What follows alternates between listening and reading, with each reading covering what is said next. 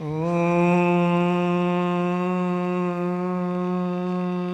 नमः सिद्धेभ्यः। निर्मल जल सामने जिनका चंदन से है देव बचन, अक्षत सम अक्षत है श्रद्धा, सुमनो सा सुंदर है तन। नैवेद्य चरित ज्ञान है दीपक, वसु विधि करते धूप दहन, ध्यान सुफल है अर्घ समाधि, मुनिवर तुमको नित। अनर्घ पद को पाने गुरुवर, मेरा अर्घ समर्पित है। एक जीवन क्या सौ सौ जीवन, गुरुवर तुम्हें समर्पित है। शिवर तुम्हें सब। देवादिदेव खजराट कैवल्य कमलापति आदि ब्रह्मा आदिनाथ भगवान की। देवादिदेव खजराट श्री शांतिनाथ भगवान की। देवादिदेव खजराट चैतन्य चमत्कारी चिंतामणि पार्शनाथ भगवान की। देवादिदेव खजराट वर्तमान शासनक महावीर भगवान की। परम उपकारी परम पूजिक स्वाट आचार्य प्रवर गुरुवर श्री विद्यासागर जी महामुराज की। परम पूजिक स्वाट नवाचार्य श्री समय सागर जी महामुराज की। तीन कमलों करोड़ मणिराजों की उत्तम संयम धर्म की। जय बोलो परम पूज्य मुनि श्री 108 विमल सागर जी मुनि महाराज की। समस्त मुनि संघ की। धर्म स्नेही पब्बात्मा हो, वह धन्य कुमार मुनिराज के चरणों में बैठा है और अपना भविष्य उसने सुन लिया और उसकी गाढ़ श्रद्धा और धर्म के प्रति बढ़ गई और उनसे व्रतों को अंगीकार करके और वह उनको नमस्कार करके बड़े आनंद उल्लास के साथ वह राजगृह नगरी की ओर बढ़ गया।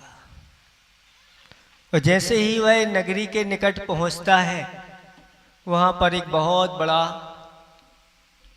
बगीचा था, लेकिन वह सब वीरान हो गया था। वहां के जो सरोवर थे वो भी सूख गए थे, वृक्ष भी फलना फूलना बंद हो गए थे और वर्षों से वह वीरान पड़ा था।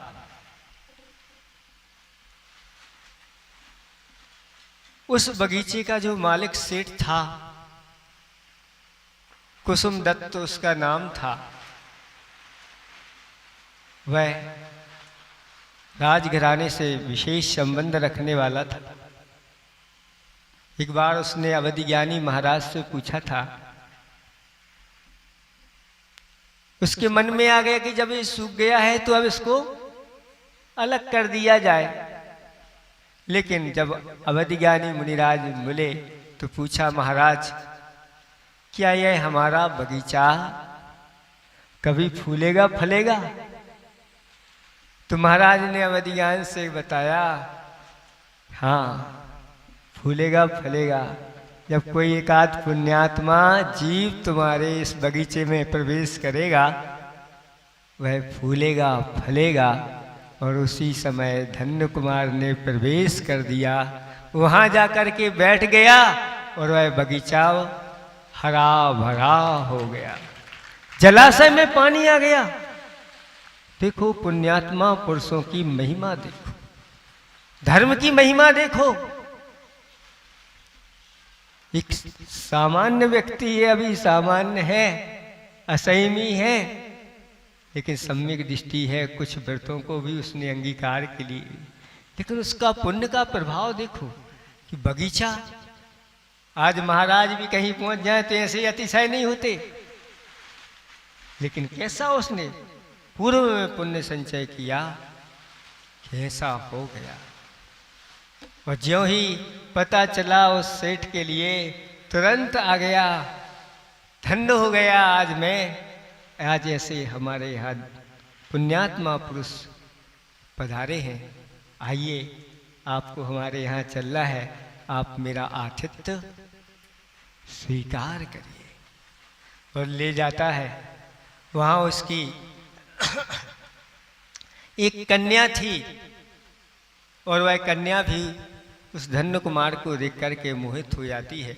और सबने विचार बना लिया था कि इस धन्य कुमार के साथ इसका विवाह किया जाए।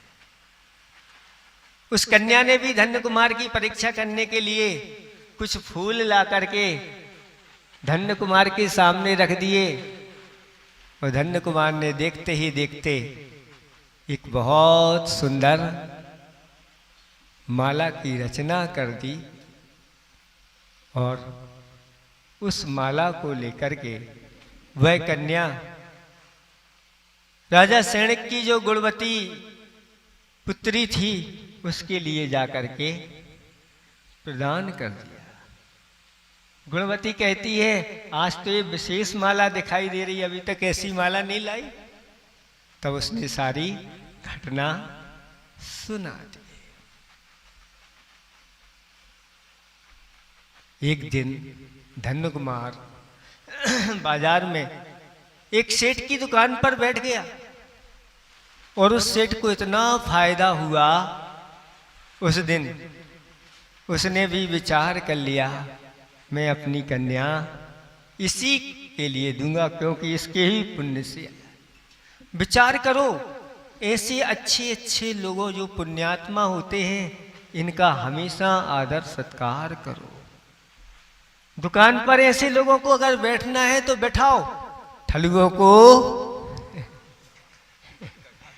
गुटखा खाके तम्बाकू खाने वाले, बीड़ी सिगरेट पीने वाले हैं, ऐसे ठलुआ लोग जो गप्पे लगाते हैं, इनसे तो अपनी ताश के लिए अनेक प्रकार के हुए, इनकी कमी नहीं है।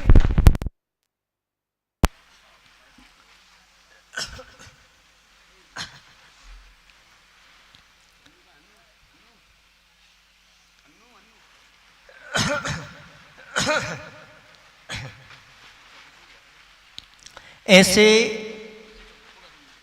कुछ नहीं करना, शांति से बैठ के सुनो, बस कुछ नहीं करना। ऐसे जो पुण्यात्मा होते हैं, हमने आपको कहा ना, जो अतिथि सत्कार करते हैं वो ऐसा पुण्य संचय कर लेते हैं, क्योंकि ऐसे अतिथि आते हैं साधुओं के पास जो सब धर्मात्मा होते, पुण्यात्मा होते, विशिष्ट होते हैं। और ऐसे आ गए राजस्थान में, आप पूछो पहुंचो, वहां पर ढूंढते रहते, जबरदस्ती पकड़ते हैं, एक हाथ वे पकड़ते हैं तो दूसरा हाथ भी पकड़ते हैं, लेकिन हम ले जाएंगे, वे कहते हम ले जाएंगे, ऐसी मस्ती। क्योंकि वह जानते हैं आतिथ्य सत्कार क्या कहलाता है। अहो भाग, आज मुझे नहीं मिला तो पछताते, ऐसी स्थिति होती है। क्योंकि ऐसे जो अतिथि आते हैं, क्योंकि साधु तो निमंत्रण से नहीं जा सकते, लेकिन इनको तो हम पकड़ करके ले जा सकते हैं। आपको हमारे ही यहाँ चलना है और कहीं दूसरी जगह नहीं जाना, आप तो पक्के हमारे हैं, इस प्रकार से। और फिर आगे बढ़ता है, वह एक दूसरे दिन एक और दुकान पर बैठ जाता है, शालीभद्र सेठ की दुकान पर, और वहाँ भी उसके लिए बहुत सारा लाभ होता है। उसको देख करके कि आज तक ऐसा लाभ नहीं हुआ, इसी पुण्यात्मा पुरुष के माध्यम से लाभ हुआ है, तो मेरी एक बहन की पुत्री है, मैं इसी को ही दूंगा। अगले दिन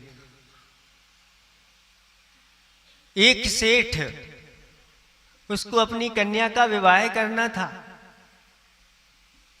उसने घोषणा करवा दी 3 दमड़ी के माध्यम से जो एक दिन में 1000 स्वर्ण मुद्राएं कमा लेगा, कि 3 दमड़ी के माध्यम से 1000 स्वर्ण मुद्राएं कमा लेगा, कमा के दे देगा, उसके लिए मैं अपनी पुत्री का विवाह कर दूंगा। इस प्रकार से घोषणा करा दी। अब 3 दमड़ी में एक दिन में 1000 स्वर्ण मुद्रा कैसे कमाई जाएंगी? कुछ नहीं। और धन्य कुमार को जब कान में सुनने में आया ऐसी घोषणा हुई है, वह कहता है लाओ मैं 3 दमड़ी दो। 3 दमड़ी उसने ली, और 3 दमड़ी से क्या आएगा? तो उसने कुछ ऐसे तिनके खरीदे जो मालियों के लिए आवश्यकता उनकी होती थी, माला बनाने के लिए ऐसी चीजें खरीदी, और वो खरीद करके मालियों के पास ले गया। मालियों को उनकी आवश्यकता थी। माली ने कहा क्या चाहिए? कुछ नहीं चाहिए, फूल दो हमारे लिए अच्छे से। तो मालियों के पास फूल थे, उन्होंने भर करके फूल दे दिए, और उसने अच्छी मालाएं तैयार की जो देखने में बहुत आकर्षित करने वाली थी। अभी मालाएं कौन लेगा? खिमलासा वालों के यहां ले जाओ,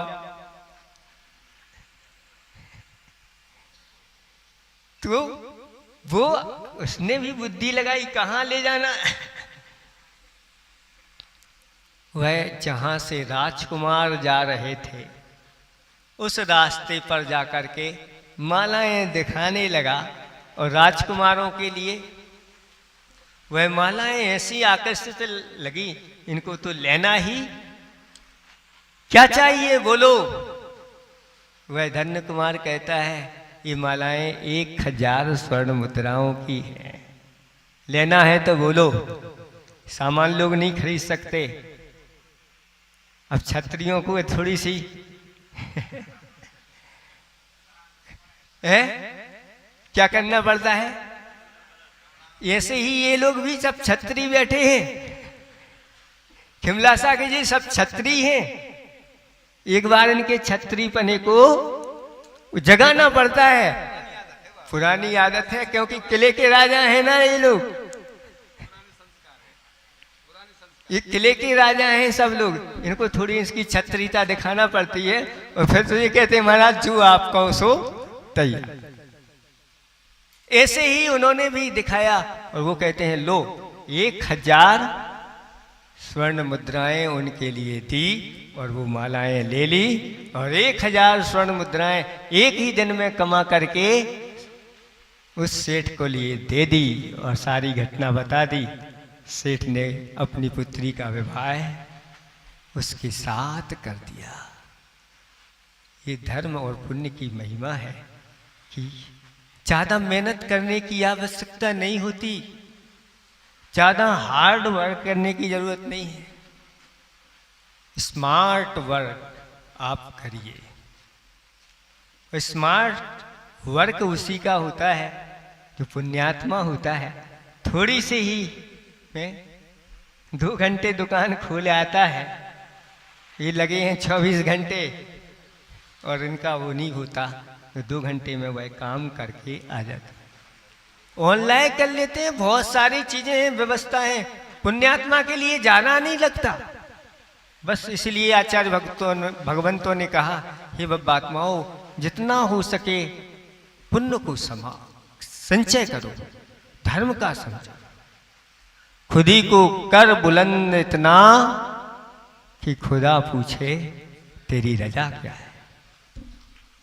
अपने आप को इतना धर्म से ओत पोत कर दो कि देवता ही आपके सामने प्रकट हो जाएं, गुरु ही कहने लगे, भगवान ही कहने लगे मांगो तुम्हें क्या चाहिए।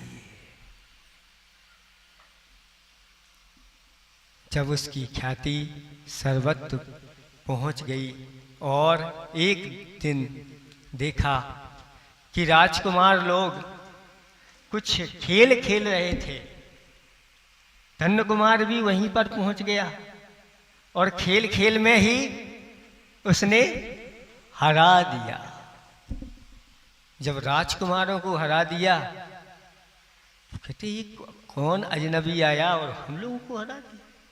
वहीं पर अभय कुमार सैनिक पुत्र बहुत चतुर बुद्धिमान, उसको तो ये सहन नहीं हुआ।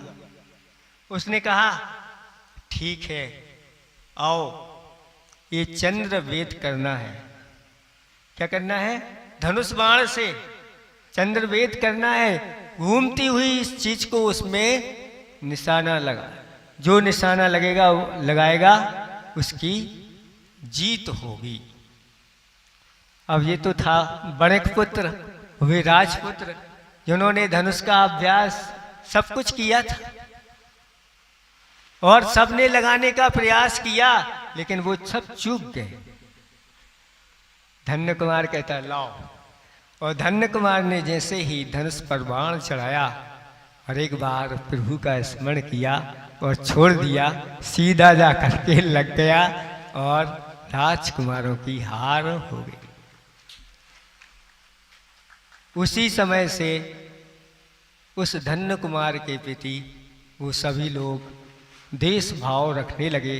अंदर से उनके प्रति ईर्ष्या जागृत हो गई कि इसको कैसे क्या नीचा दिखाना पड़े।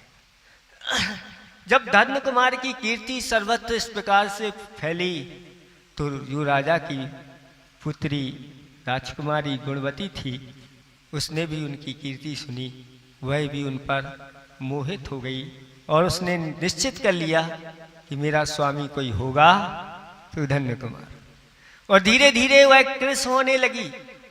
जब कृष होने लगी, राजा सैनिक ने पता लगाया कि इसकी दशा ऐसी क्यों हो रही है, तो जानकारी मिल गई राजा को, वह ये चाहती है।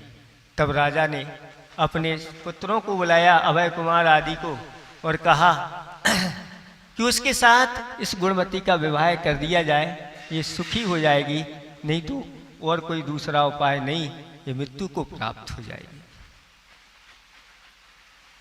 अभय कुमार जब लोगों से कहा तो कहते हैं ये कौन अजनबी है, किस जाति का है, किस खानदान का है, कहाँ से आया है, कोई भरोसा नहीं, ऐसे को हम अपनी बहन को नहीं देंगे।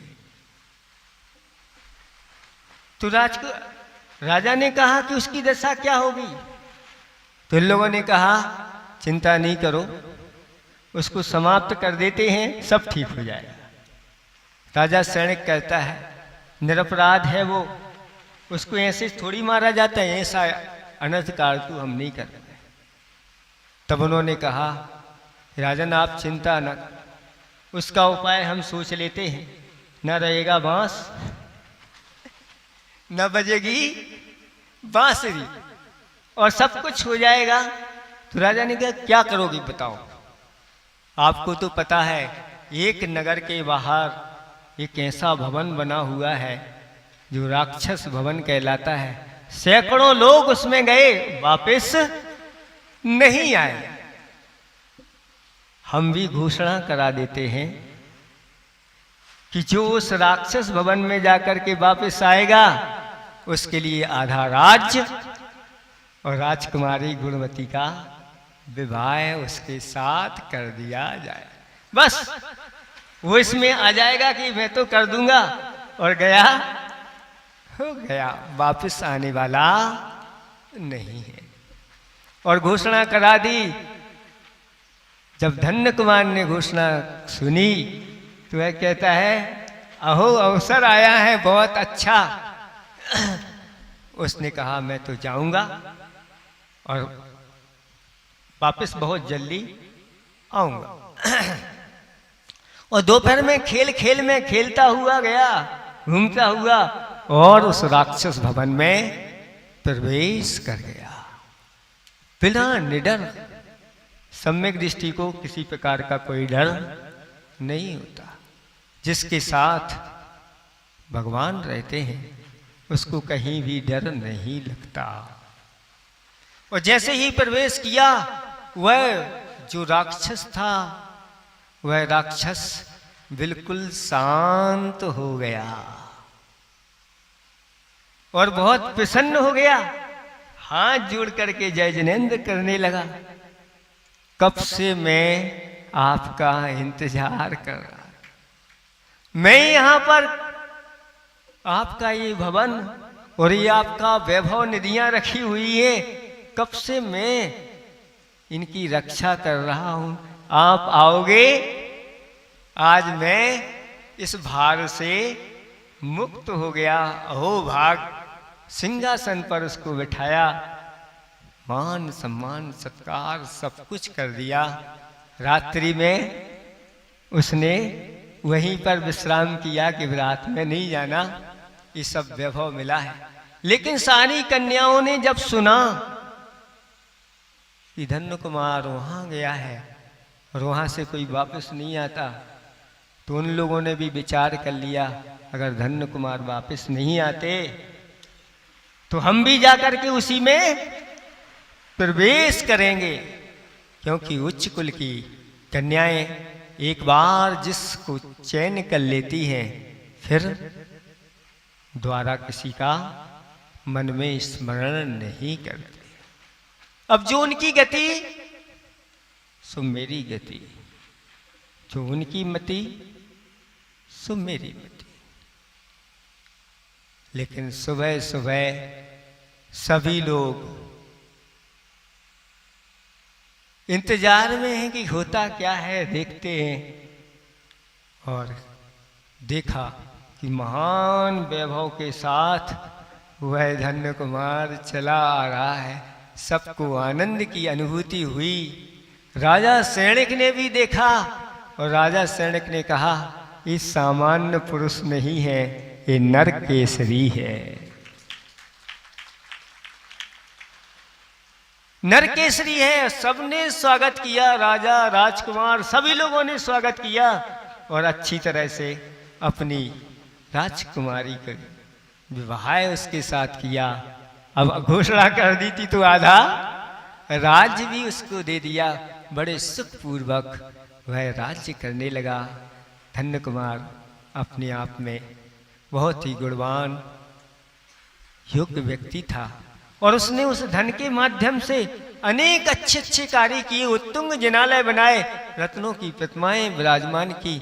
निरंतर वह स्वाध्याय करता, दूसरों को सुनाता, अतिथि के सत्कार के लिए हमेशा हमेशा वह तैयार रहता। जितने अच्छे अच्छे शुभ कार्य होते उन सबको धर्म की प्रभावना के लिए वह हमेशा तत्पर रहता। ऐसे वैभव के साथ सुखपूर्वक रहने लगा। एक दिन उसके पिताजी उस नगर में आए और आकर के वहीं जहाँ धन्य कुमार का विशाल महल बना हुआ था वहीं बैठ जाता है। ऊपर से धन्य कुमार देखता है और धन्य कुमार पहचान लेता है। तुरंत उतर करके आता है और पिताजी के चरण छूता है। पिताजी कहते हैं, भाई मैं तो बहुत दरिद्र गरीब व्यक्ति हूँ और आप तो राजा महाराजे हैं, आपको ऐसा नहीं करना चाहिए, मुझे आपके चरण छूना चाहिए। धन्य कुमार कहता है, मैं तुम्हारा पुत्र हूँ पिताजी। इतना कहते ही पिताजी ने उसको हृदय से लगा लिया। अश्रु बहने लगे। धन्य कुमार के भी अश्रु पिता और पुत्र का बहुत अच्छा मिलन हुआ। पूछा धन्य कुमार ने, सब लोग भाई वगैरह माता वगैरह कैसे हैं? क्या बताएं, जब से तुम गए हो सबकी दशा बहुत खराब है। यहाँ स्थिति खाने के लाले पड़े हैं, दूसरों की नौकरी कर रहे हैं, सबकी दशा बहुत खराब है।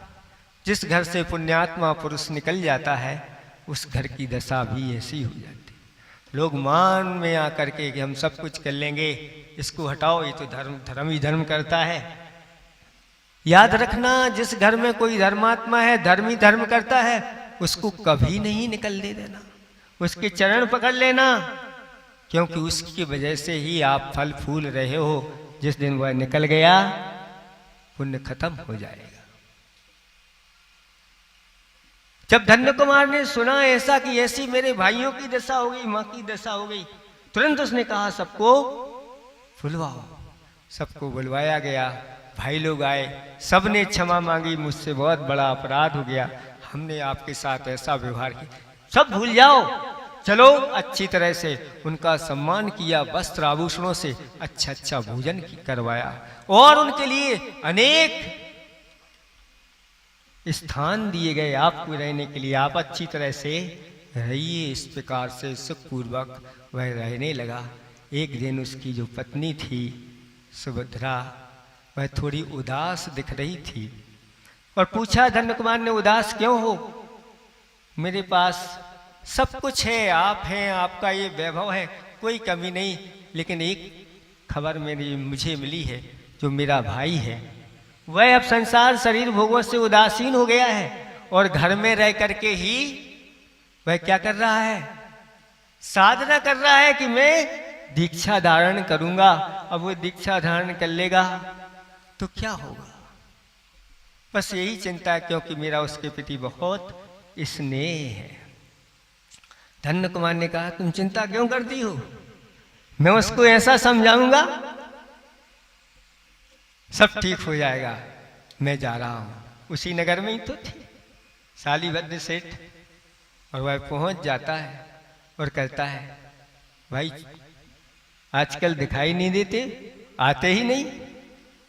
वह कहता है, अब मैं साधना कर रहा हूं, क्योंकि ये संयम का मार्ग बहुत कठिन है और घर में रह करके उसका अभ्यास कर रहा हूं। जैसे ही समय आएगा मैं निकल जाऊंगा।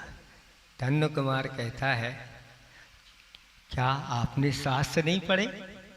बड़े बड़े महापुरुष हुए जो सब विषय भोगों में लगे रहे, और जिस दिन उनके अंदर वैराग्य जागृत हुआ उसी दिन सबको छोड़ करके चले गए, और तुम अब तैयारी कर रहे हो। वीरों का काम है संयम धारण करना, तुम कायर दिखते हो।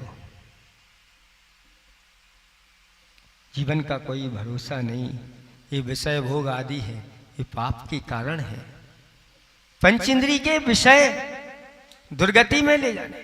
किसी ने कहा है कि इंद्रियों की गुलामी रसातल में ले जाएगी और मिथ्यात की सलामी दुर्गति को दिलाएगी।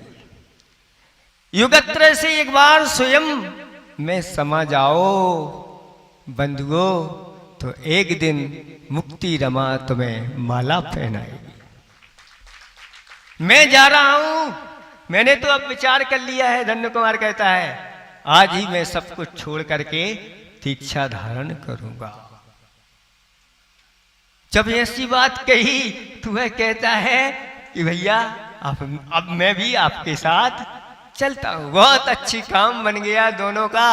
और धन्य कुमार ने जाकर के अपने पुत्र को सब कुछ सौंपा, पत्नियों से कहा अब मैं जा रहा हूं, और सभी राजा सैनिक आदि सबके लिए कह करके, और दोनों वह भी और ये भी साला भी, और दोनों जाकर के वैराग्य से ओत प्रोत होकर के कहाँ गए? भगवान महावीर स्वामी के समोसरण में जाकर के, और दोनों ने भगवान की अच्छी से परिक्रमा की, महापूजा की, स्तुति की, और भगवान से कहा कि भगवान आज मैं आपके सामने संयम धारण करना चाहता हूं, अनुमति दीजिए। और भगवान की अनुमति मिलते ही दोनों ने केश लॉन्च करके यथाजात दिगंबर मुद्रा को प्राप्त कर लिया, और गणधर आदि सभा में धन्य कुमार मुनि और वह दोनों सुशोभित हो रहे हैं। बंधुओं, संयम की महिमा अपरंपार है। कहा है कि संयम से सबका सरताज बनता है आदमी, और असंयम से सबका मोहताज बनता है आदमी।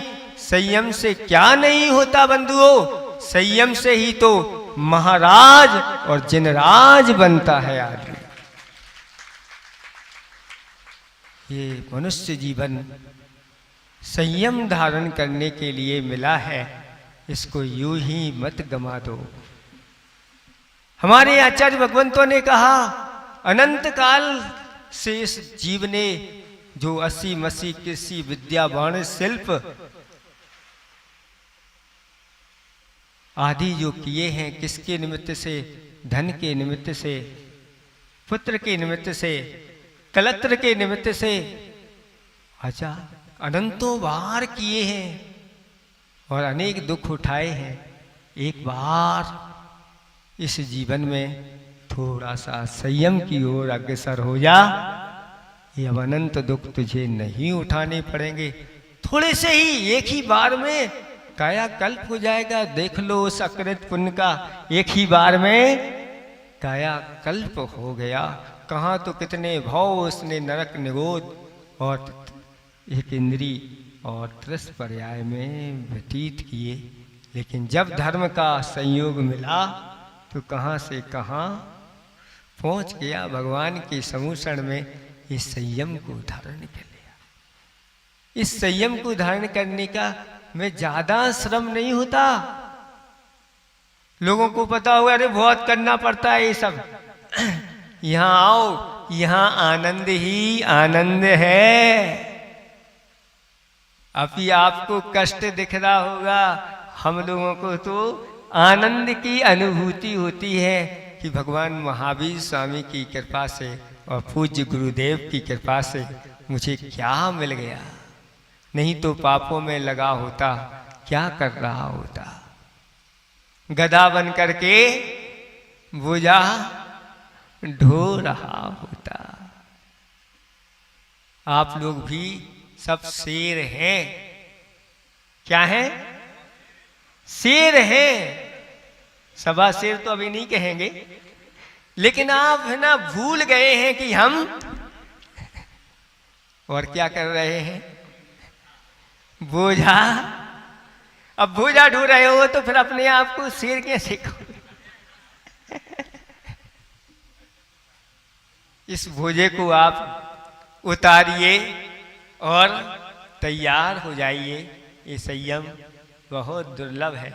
इस संयम को पुण्यात्मा जीव प्राप्त करते हैं।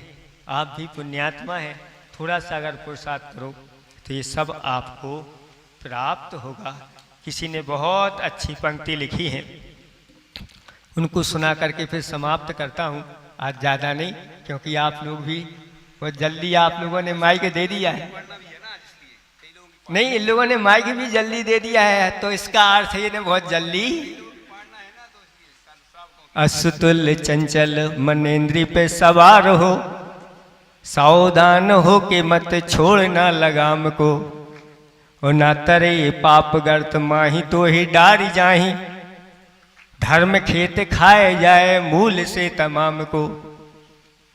छोड़ के अभक्षण को छेहो काए रक्षा करी, शिक्षण ले ग्रंथन से जपो आत्म राम को। और 12 वित्त पाली रत्न संयम को संभाली, विषय चोर को निकाली, चलो शिव धाम को। क्या कहा है इसमें कि अश्वतुल्य चंचल।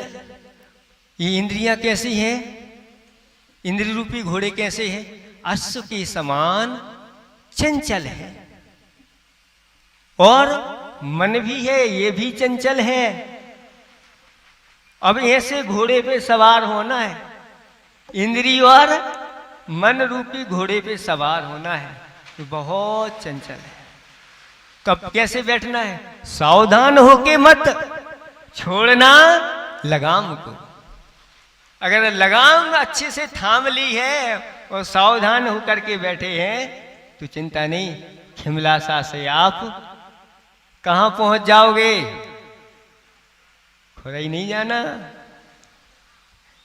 कहाँ जाना है? जहाँ पर पूज्य आचार्य परमेष्टि समय सागर जी विराजमान हैं। कहाँ? खजुराहो। अच्छी तरह से पहुंच जाओगे।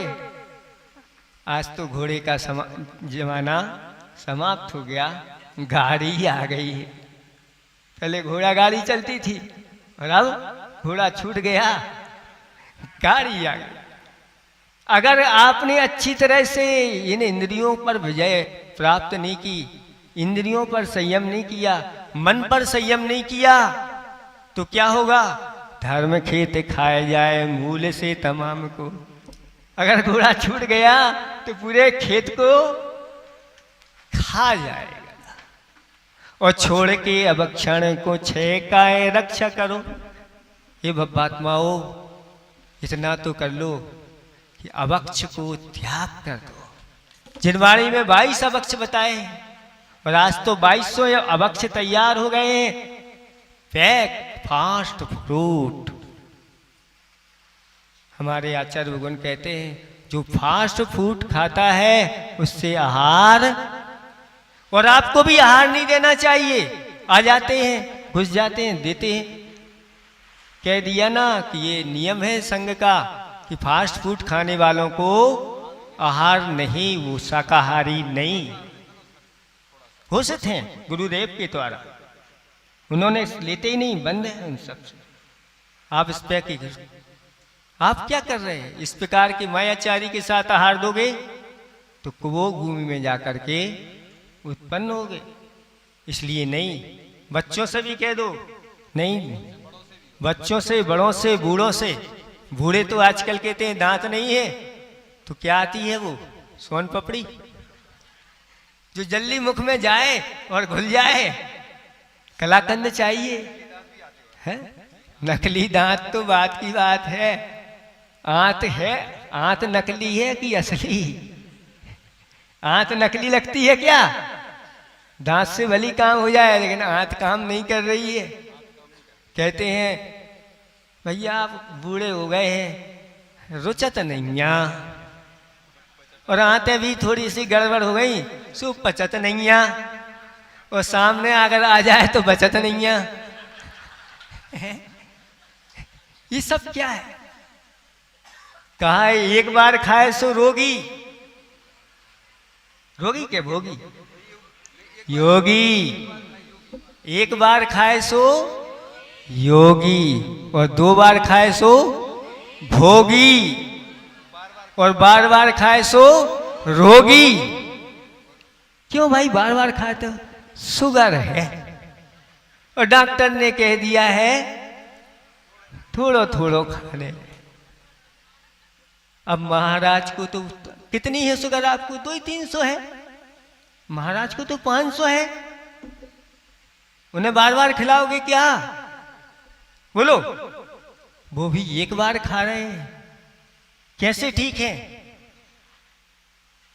डॉक्टर की बात तो बहुत जल्दी मान लेते हो। डॉक्टर आपके लिए भगवान है, अच्छा श्रद्धान है।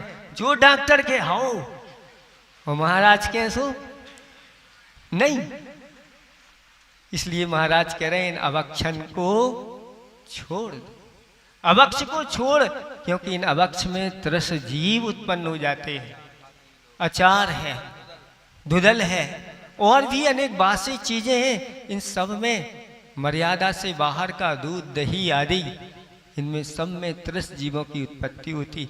6 काय की जीवों की रक्षा नहीं होती।